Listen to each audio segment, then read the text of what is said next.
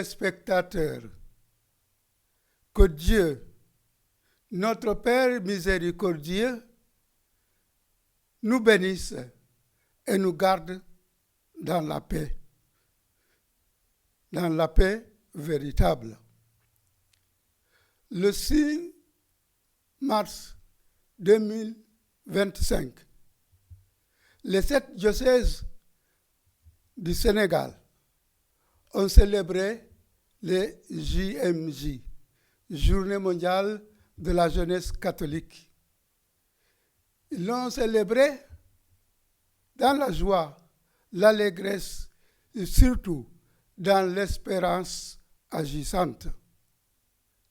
Votre émission, Parole, Vie et Foi, était pour vous à la célébration de l'archidiocèse de Dakar qui a eu lieu à Malika, dans le doyenné de Keur Massar.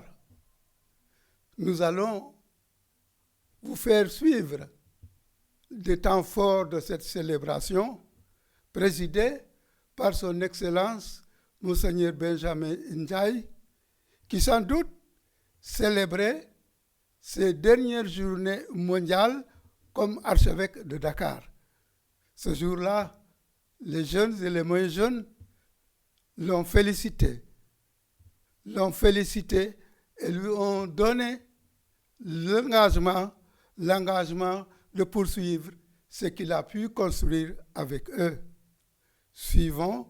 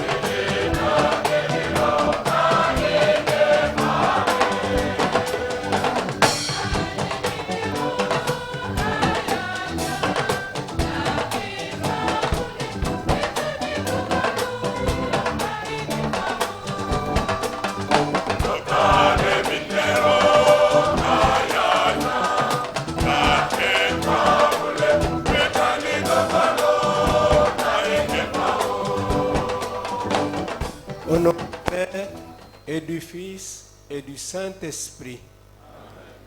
Amen. La paix soit avec vous. Et avec votre esprit. Bienvenue à vous, Monseigneur Benjamin Ndiaye, pasteur de l'archidiocèse de Dakar. Nous sommes dans la joie de vous accueillir chez vous ici, dans le doyenné de Keur Massar, composé de 6 entités paroissiales. La paroisse Saint-François d'Assise de Keur Massar, créée en 1999. La paroisse Notre-Dame de la Paix de Diamaguène, créée en 1999. La quasi-paroisse Bienheureux Édouard Pope de Yeumbeul, en 2013. La quasi-paroisse Saint-Jude de la cité Gendarmerie en 2015, la quasi-paroisse L'Enfant Jésus de Prague de Tivaouane Peulh en 2015 et la fondation Sainte Catherine de Sienne de Malika en 2023. C'est là où se tiennent présentement les Journées mondiales de la jeunesse. Notre doyenné est une force chrétienne qui voit de jour en jour s'accroître le nombre de ses fidèles. C'est un motif d'action de grâce qui nous invite à préparer l'avenir pour une meilleure proximité des fidèles avec leur pasteur. C'est pour moi l'occasion de saluer le travail immense des agents pastoraux et de les encourager à faire davantage, chacun dans sa mission. Je remercie en outre toutes les commissions préparatoires au JMJ pour les efforts fournis. Excellences, nous savons combien vous êtes heureux lorsque vous devez rencontrer la jeunesse chrétienne. Et la journée mondiale de la jeunesse en est la parfaite occasion. C'est la raison pour laquelle, pendant 10 ans, vous avez toujours répondu favorablement à l'invitation des jeunes qui veulent prier, partager et communier avec leur pasteur. Oui, chers jeunes de l'archidiocèse de Dakar, laissez-moi vous le dire, les journées mondiales de la jeunesse ne sont pas des occasions de rencontrer seulement de vieux amis ou de sorties annuelles, mais des moments privilégiés de prière, de partage, de réflexion féconde sur des défis qui vous interpellent au quotidien. Bref, des rencontres fraternelles autour de la foi, de l'espérance et de la charité. L'Église compte beaucoup sur sa jeunesse, qu'elle veut former aux valeurs humaines et religieuses, pour qu'à son tour, elle devienne pèlerine de l'espérance dans un monde où cohabitent le mensonge avec la vérité, l'amour avec la haine, la paix avec la guerre. Et nous, vos pasteurs, nous vous invitons, chers jeunes, à être du côté de la vérité, du côté de l'amour, du côté de la paix. N'allez donc pas, chers jeunes, vous désaltérer aux sources d'eau polluées, de la drogue ou de la corruption. Allez plutôt puiser les eaux aux sources du salut. Excellence, en voyant cette jeunesse dynamique et croyante, j'ose croire qu'au fond de vous-même, vous êtes dans la joie. Et je sais que vous avez beaucoup contribué à sa formation par vos enseignements, mais surtout par votre témoignage d'humilité et de proximité. En effet, l'homme parle plus par les actes que par la parole. Vous avez été un bon berger qui est allé partout, dans les villes et villages, dans les quartiers et maisons, pour annoncer Jésus-Christ aux hommes. Vous avez beaucoup travaillé à mettre sur pied un peuple chrétien honnête, un peuple uni, pacifique, un peuple travailleur et franc, un peuple joyeux et qui chante, un peuple qui prie, un peuple où l'espérance est reine. Notre mot de bienvenue se confond à nos remerciements pour votre beau ministère à la tête de l'archidiocèse de Dakar. La retraite est une grâce divine qui vous permettra de penser un peu à vous-même, mais nous vous demandons une seule chose, priez pour nous chaque fois que vous serez devant le visage eucharistique de Jésus. À notre tour, nous demandons déjà au Seigneur de vous garder loin de tout danger et de vous laisser longtemps parmi nous. La jeunesse vous aime, Excellence. Je voudrais en outre souhaiter la bienvenue à toutes les autorités administratives, le gouverneur de Dakar, le préfet du département de Keur Massar, le sous-préfet de Malika, le maire de Malika, les autorités politiques, militaires et religieuses ici présentes, et vous dire merci au nom de Monseigneur Benjamin Ndiaye, au nom des agents pastoraux et au nom des jeunes pour votre implication dans l'organisation des Journées mondiales de la jeunesse à Malika. C'est une preuve que nous formons un seul corps avec plusieurs membres. Que le Seigneur bénisse chacun de vous et lui donne la grâce d'être toujours un bon et fidèle serviteur. Chers jeunes, cette journée est la vôtre. Elle n'est pas un point d'arrivée, mais un point de départ qui nous prépare déjà aux fêtes pascales. Vous êtes des pèlerins de l'espérance, alors ne faites pas du surplace.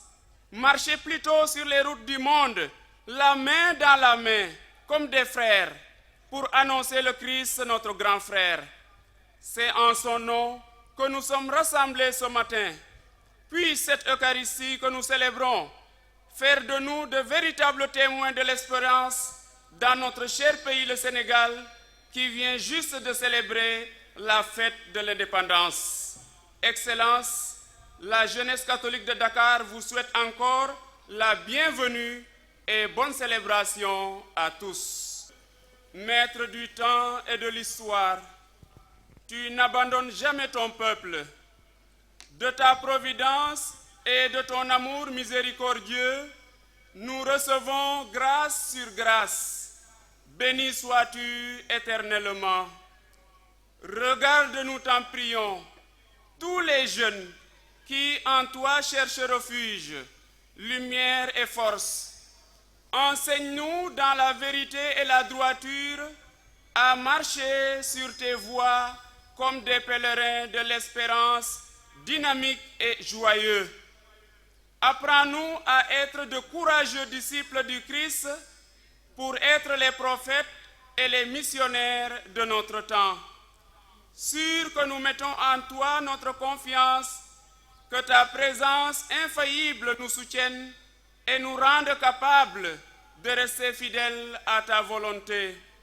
Sur ton passage, que la paix, la vie, l'espérance et tout bien deviennent l'eau de vie qui insufflera à notre jeunesse la fraîcheur du témoignage évangélique.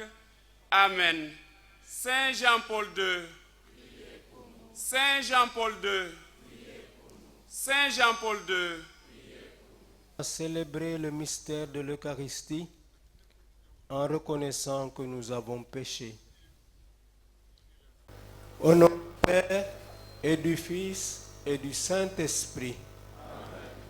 La paix soit avec vous.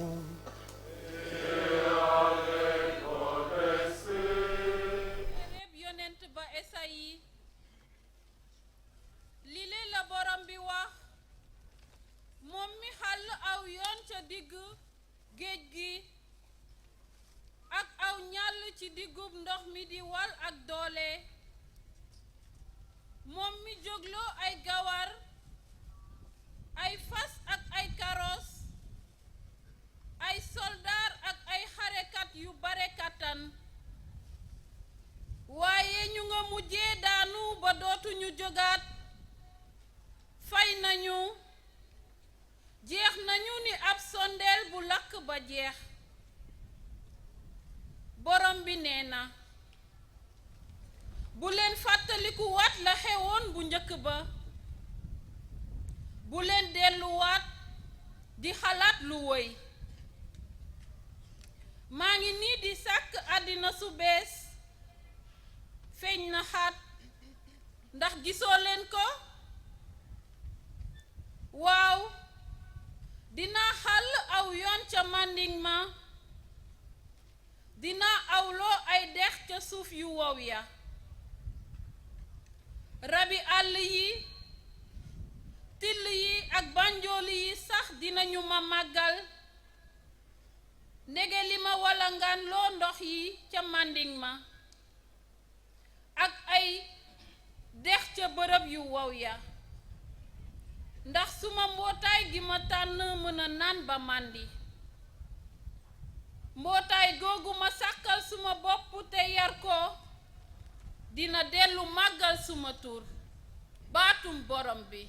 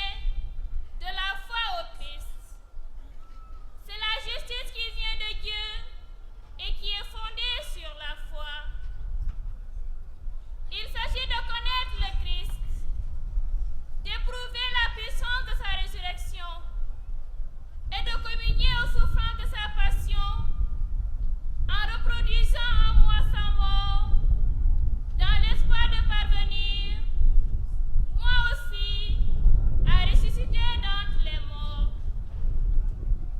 Certes, je ne suis pas encore arrivé, je ne suis pas encore au bout, mais je poursuis ma course pour saisir tout cela, comme j'ai moi-même été saisi par le Christ Jésus. Frère, je ne pense pas l'avoir déjà saisi. Une seule chose compte. Oubliant ce qui est en arrière et lancé vers l'avant. Je cours vers le but pour remporter le prix auquel Dieu nous appelle là-haut dans le Christ Jésus. Parole du Seigneur. Jeunes, chers fidèles du Christ, aujourd'hui nous sommes rassemblés en masse au cœur du doyenné de Kermassa à Malika. Un nom chargé de royauté et de dignité, ce nom signifiant roi ou procession ou encore souverain, pourrait nous rappeler avec force que nous sommes tous appelés à revendiquer notre identité en tant que roi et reine, frères et sœurs de Jésus-Christ, notre grand frère. Ensemble, nous découvrirons dans quelques instants une perspective renouvelée à travers la rencontre transformative avec la femme adultère dans l'Évangile. Va et ne pêche plus, lui dit Jésus avec une bonté infinie. N'est-ce pas là un écho magnifique des paroles du prophète Isaïe qui nous ont invités à dépasser nos échecs et à abandonner nos anciennes habitudes. Voici, je fais une chose nouvelle, déclare le Seigneur. Et ce n'est pas tout. À travers la connaissance de Jésus-Christ, Paul nous a déjà inspirés par son élan vers l'avenir. Je poursuis ma course, oubliant ce qui est derrière et me tournant vers ce qui est devant. Quelle magnifique invitation à avancer avec audace sur le chemin de notre foi en tant que pèlerins de l'espérance dans la fraternité et témoins de Jésus parce que nous sommes avec lui. Chers jeunes, là où la parole vivante nous rencontre, tout comme elle a rencontré la femme adultère, et depuis le lieu où nous l'appelons, elle vient à nous. Chers jeunes, tenant une représentation de l'Alliance, symbole de la présence de Dieu parmi son peuple, on fait le choix de marcher avec la parole de Dieu. Maintenant, à travers la procession de l'Évangile, nous jeunes, nous sommes appelés à accueillir la parole vivante, Jésus-Christ, le roi des rois, qui nous a déjà élevés et installés dans sa lignée royale. Visualisons-nous comme étant ces jeunes rois et reines depuis notre baptême, représentés par d'autres jeunes déguisés en rois et reines, rayonnant de cette dignité. Cette parole ne descend pas sans pour autant accomplir ce pourquoi elle a été prononcée, car elle porte en elle la puissance de transformation et de rédemption. À l'instar de la femme adultère, nous accueillons une de ces puissantes proclamations. Je fais une chose nouvelle. Nous délaissons nos vieilles habitudes pour embrasser pleinement notre place parmi la noblesse spirituelle. Prenons enfin à cette course pour la couronne de la gloire évoquée par Paul.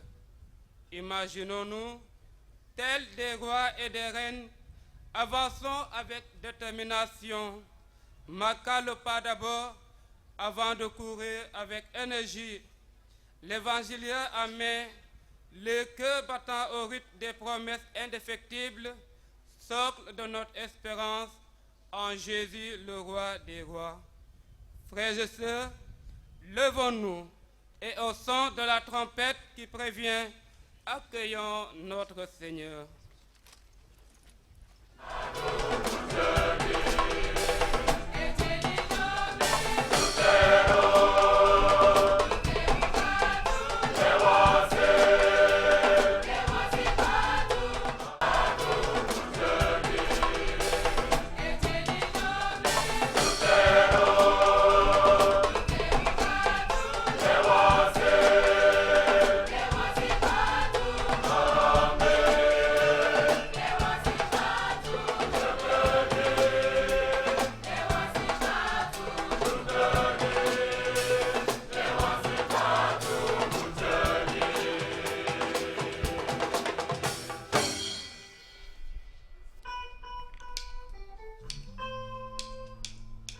Évangile de Jésus-Christ selon Saint Jean.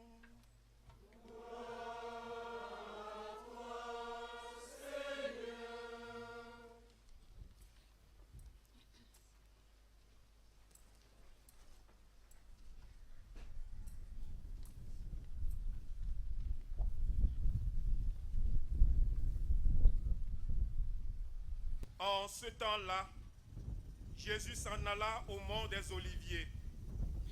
Dès l'aurore, il retourna au temple. Comme tout le peuple venait à lui, il s'assit et se mit à enseigner. Les scribes et les pharisiens lui amènent une femme qu'on avait surprise en situation d'adultère. Ils la mettent au milieu et disent à Jésus: Maître, cette femme a été surprise en flagrant délit d'adultère. Or, dans la loi, Moïse nous a ordonné de lapider ces femmes-là. Et toi, que dis-tu?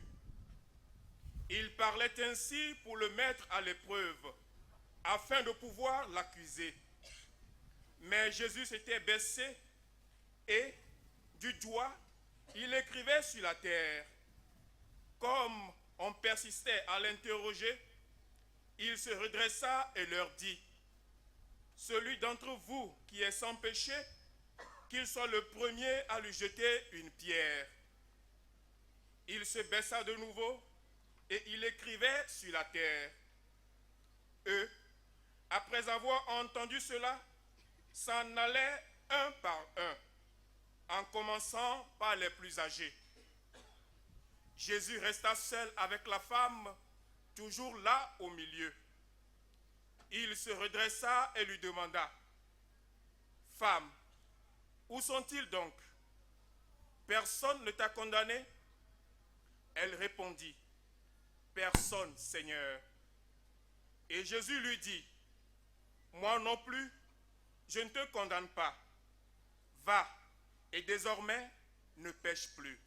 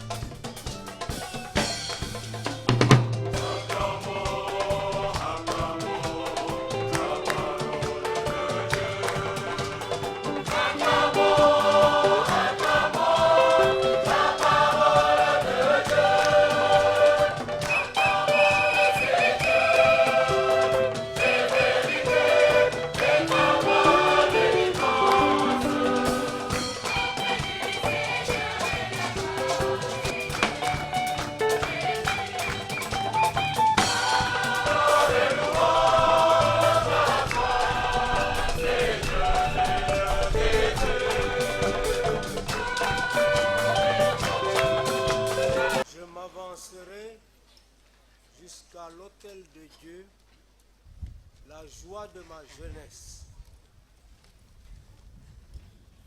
Chers jeunes, filles et garçons, Dieu est la joie de votre jeunesse et vous êtes heureux de le célébrer à travers les JMJ. JMJ, Journée mondiale de la jeunesse. Voilà une appellation familière dans votre bouche et à vos oreilles. JMJ, une idée missionnaire formidable du pape Saint Jean-Paul II pour rajeunir et dynamiser l'Église dans sa vie, dans sa mission et dans son témoignage en s'appuyant sur vous les jeunes. Nous en récoltons les fruits depuis des années. Heureux de poursuivre une aventure chrétienne qui mobilise et dynamise tant de jeunes de par le monde et dans notre pays bien-aimé, le Sénégal. Chers jeunes, Dieu vous aime tant. Qu'il soit béni et loué à jamais pour ses merveilles.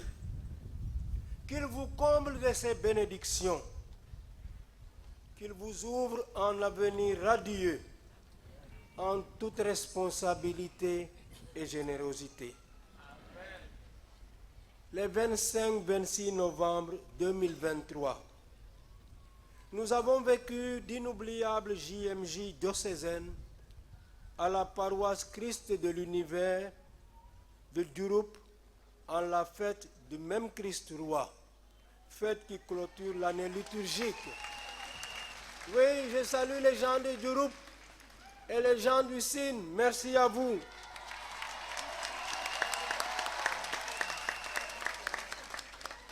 Deux mois plus tard, du 27 au 28 janvier 2024, nous nous retrouvions à Saint-Louis pour les JMJ nationales sur le thème « Ceux qui espèrent dans le Seigneur marchent sans se fatiguer ».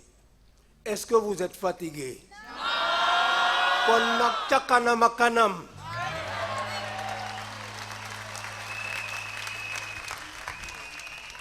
À ces deux grands événements est venue s'ajouter l'ouverture de l'année sainte, le 29 décembre 2024, en la fête de la Sainte Famille.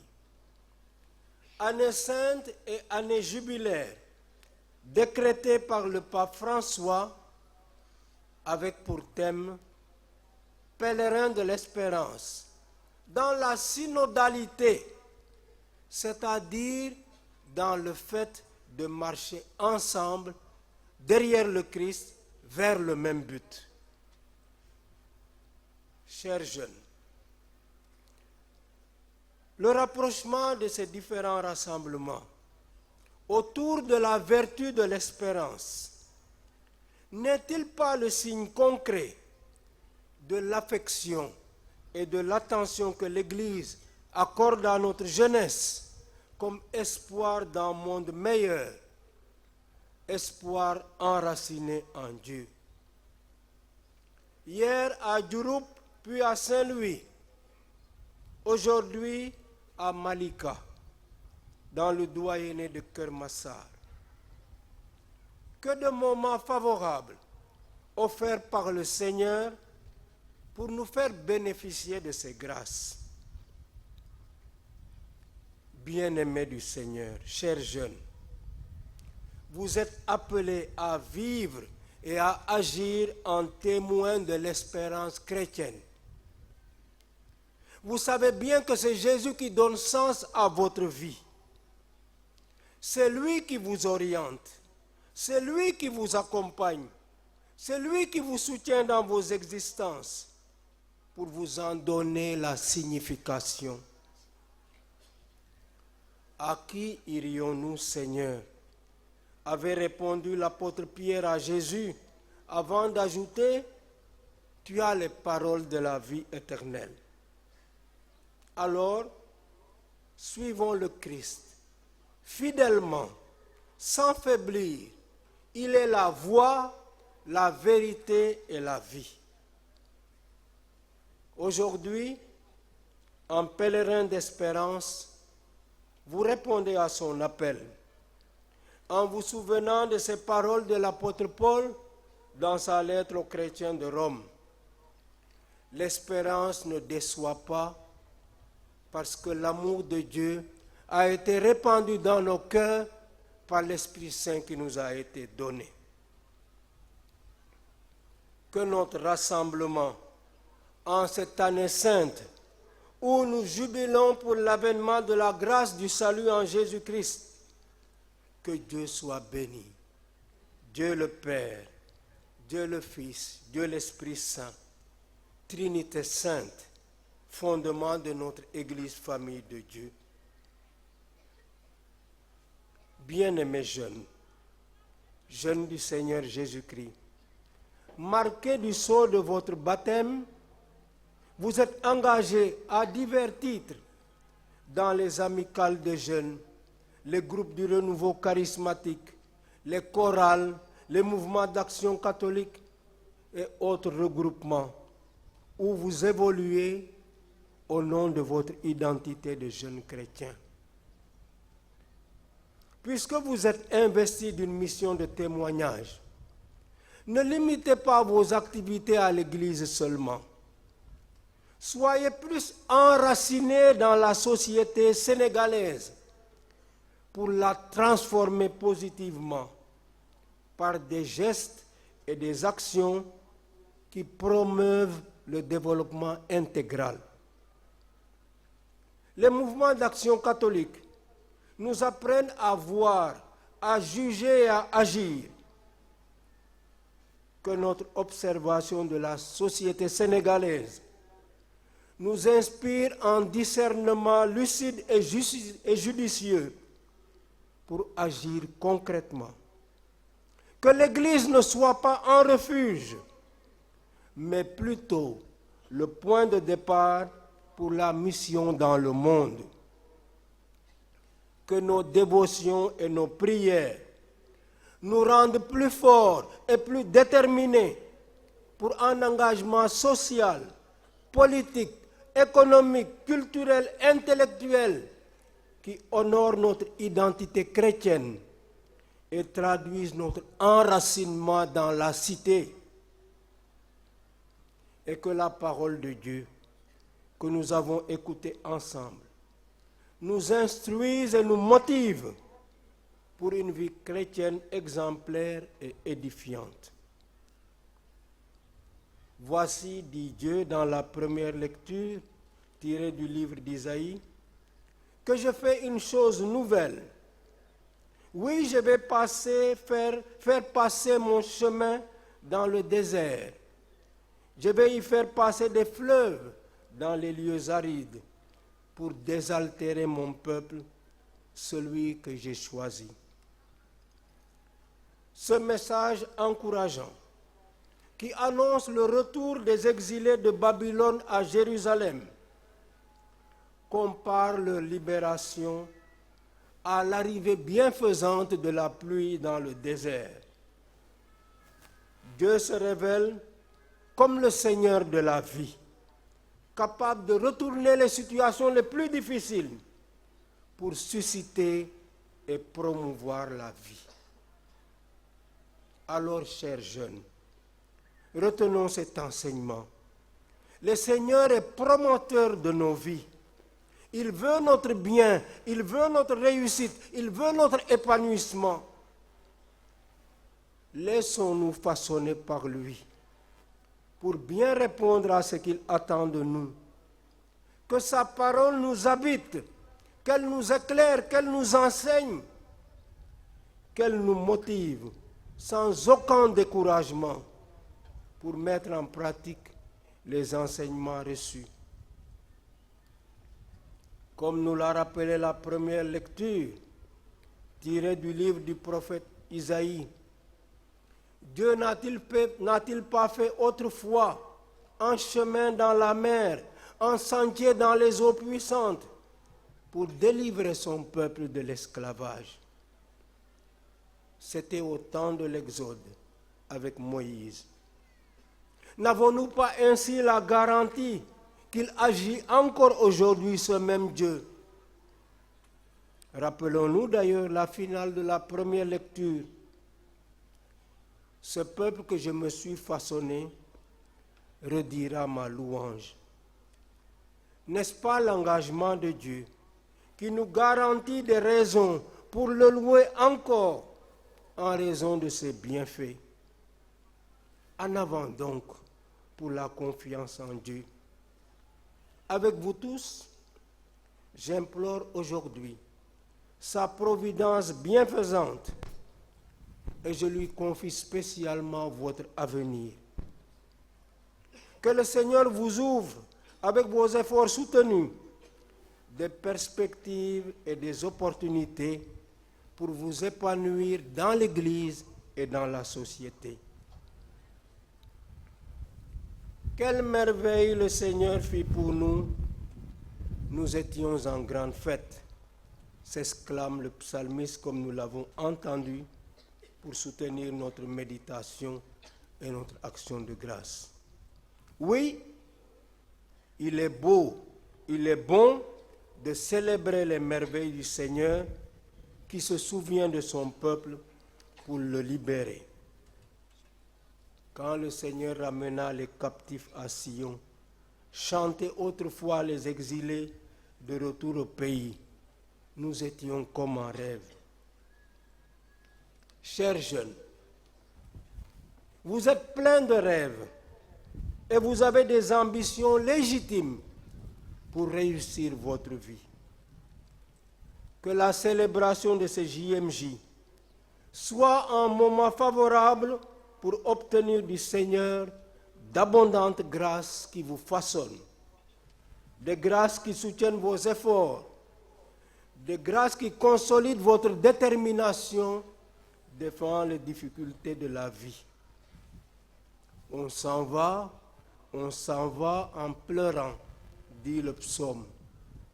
On s'en vient en criant de joie, on rapporte les gerbes.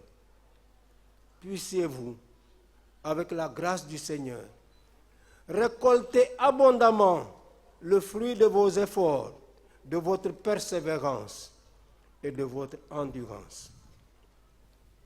Chers amis, ici à Malik, vous êtes un peu comme cette nouvelle fondation paroissiale Sainte-Catherine de Sienne. Vous êtes confrontés à de nombreux défis. Malika aussi est confronté à de grands défis, comme me l'a confirmé la visite que j'ai faite ici récemment, le 13 mars dernier, avec une dame architecte. Auparavant, d'ailleurs, j'étais venu ici à Pâques 2023, avant de revenir encore pour des repérages en vue de construction à venir. Chers fidèles de Sainte-Catherine de Sienne de Malika, votre prêtre fondateur, Anna Moussa, Abbé Kaji,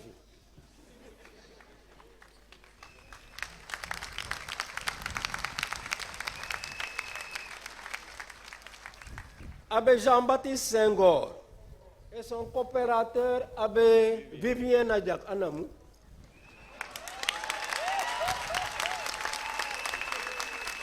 Vivien Ananga,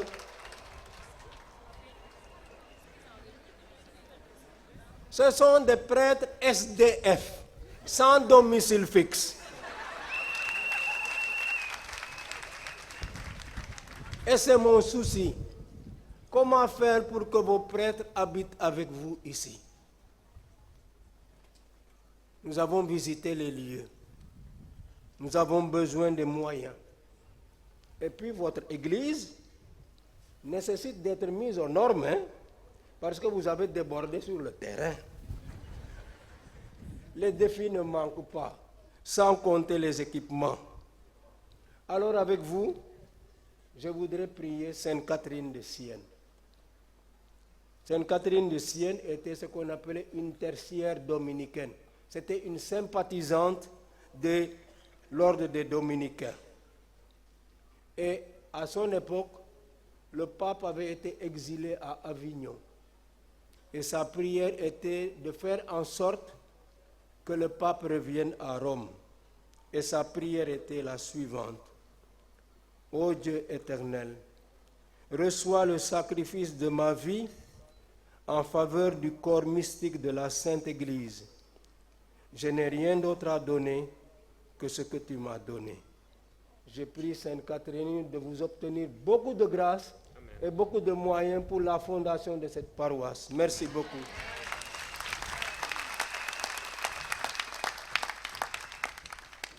À Malika, je ne peux pas m'empêcher de saluer les autorités ici présentes.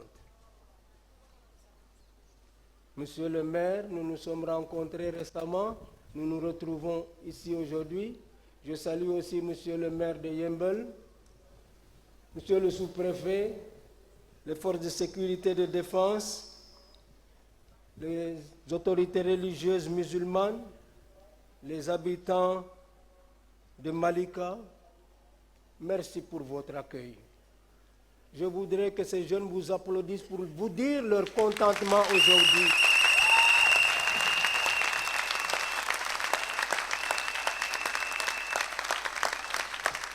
Je reste persuadé que ce rassemblement fera tomber d'abondantes grâces sur votre circonscription. Que le Seigneur vous bénisse et vous garde. Chers amis, nous avons écouté le témoignage de l'apôtre Paul dans la deuxième lecture, lettre aux chrétiens de Philippe.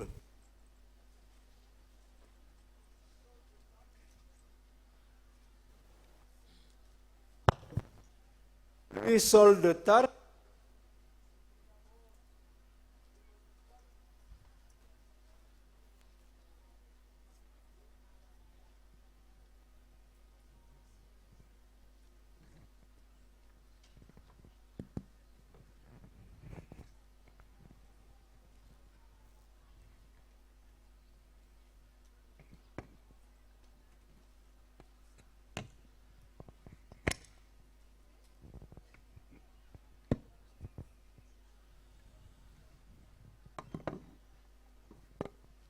Saul de Tarse était d'abord l'ennemi farouche et le persécuteur des premiers chrétiens.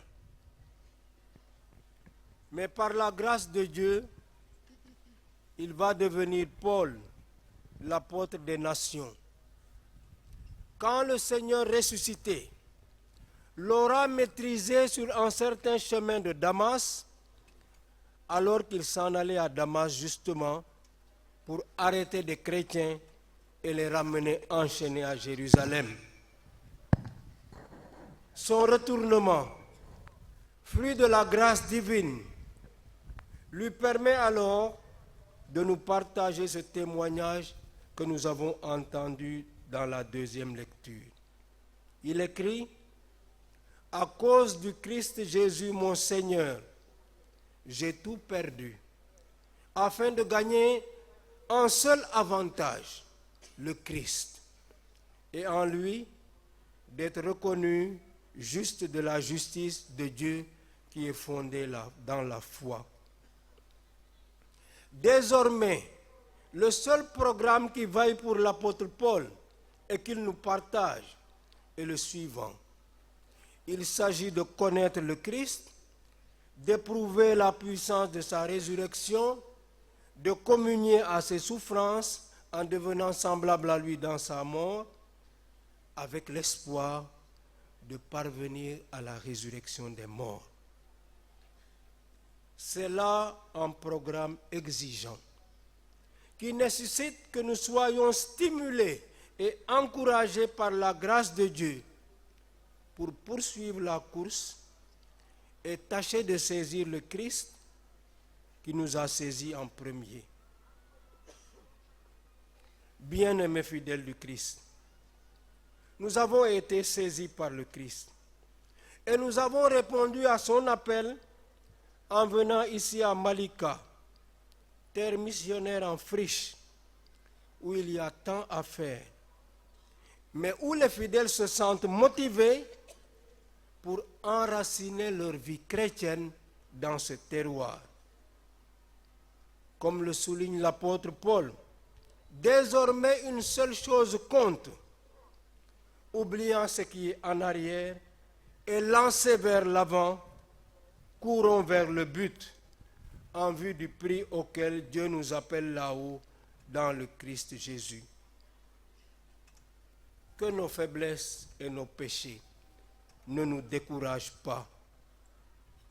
Avec persévérance et à travers nos efforts de conversion, continuons à avancer sur le chemin de notre sanctification, sans pourtant chercher à être plus exigeants envers les autres qu'envers nous-mêmes. Voyez ces scribes et ces pharisiens dont il est question dans la page d'Évangile. Rapides à dénoncer le prochain, ils n'hésitent pas à mener à Jésus une femme qu'on a surprise en situation d'adultère, sans même faire état de son complice. Ils instrumentalisent le faible, sans aucun respect, pour tendre à Jésus un piège. Maître, lui disent-ils, cette femme a été surprise en flagrant délit d'adultère. Or, dans la loi, Moïse nous dit de lapider ces femmes-là. Et toi, que dis-tu? Jésus se donne du temps en se baissant pour écrire sur le sol. Qu'est-ce qu'il écrivait? Personne ne le sait. Mais son geste crée une distance entre lui et les accusateurs qui vont pourtant persister dans leur accusation. C'est alors le bon moment pour Jésus de donner la première sentence sous forme d'examen de conscience. Celui d'entre vous qui est sans péché, qu'il soit le premier à lui jeter la pierre. Les accusateurs sont piqués au vif.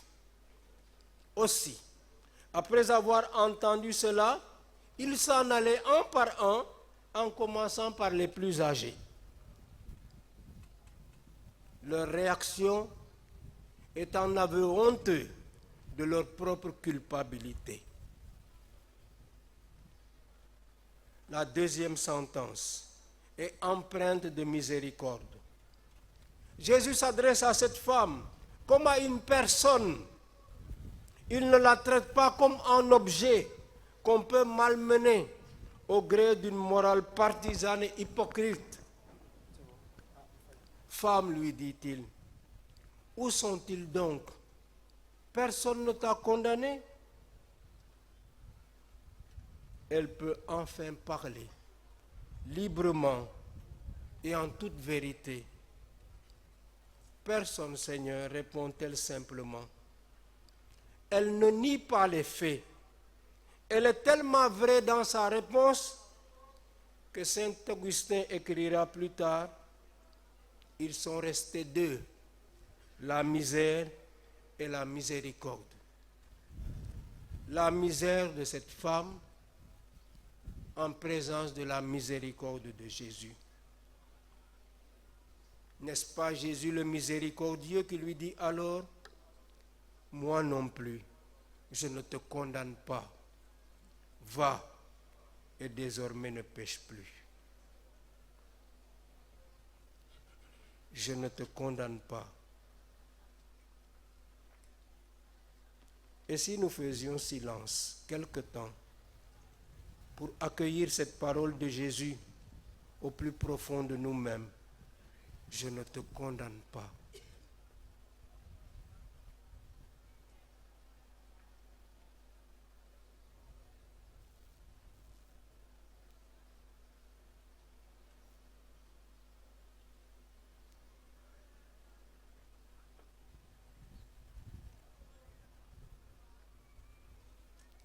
Jésus a remis debout cette femme dans sa dignité d'enfant de Dieu nous enseignant ainsi que c'est cela le bonheur de Dieu, faire grâce. Avec Jésus, vivons donc en pécheurs pardonnés. Il est venu nous manifester la miséricorde de Dieu en nous aimant jusqu'au bout. Car comme il le dira la veille de sa mort, il n'y a pas de plus grand amour que de donner sa vie pour ceux qu'on aime. Et Jésus a donné sa vie pour que nous vivions à jamais. Alors, chers jeunes, soyez des vivants en Jésus-Christ. Alors seulement, vous serez de vrais témoins qui disent et vivent ce qu'ils ont vu et entendu, puis vécu avec le Seigneur Jésus-Christ, notre espérance. Amen.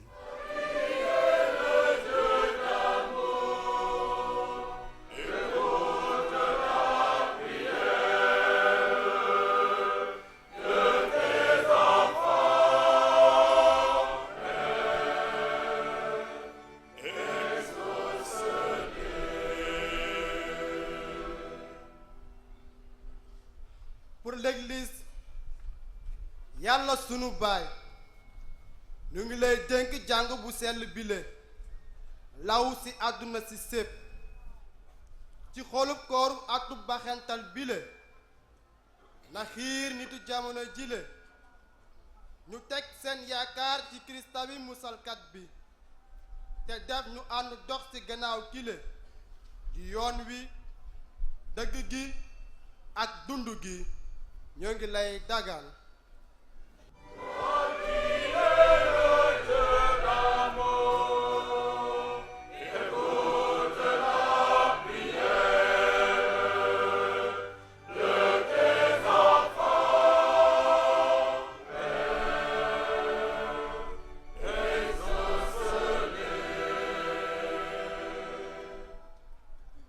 Pour les JMJ, Dieu notre Père jette un regard bienveillant sur tous les jeunes qui, en leur 40e journée mondiale, s'engagent à témoigner de l'espérance dans la fraternité et la synodalité en vue de la sainteté.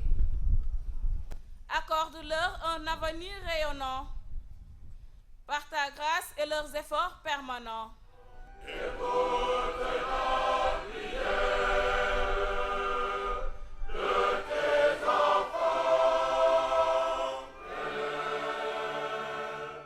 Voilà, c'est avec ces prières que nous nous donnons rendez-vous pour dimanche prochain. Retenons que célébrer doit partir de quelque part, doit venir de quelque part. Ne soyons pas une église chantante et dansante seulement, mais une église agissante et qui célèbre l'action de grâce. Oui, une église agissante pour le bien de tous, sans exception. Aujourd'hui, nous célébrons la passion du Seigneur Jésus. L'évêque nous rappelait tout à l'heure la parole de Jésus. Il n'y a pas plus grand amour que de donner sa vie pour ce qu'on aime. Pas de plus grand amour que donner sa vie pour ses amis. Amis, au revoir et à dimanche prochain.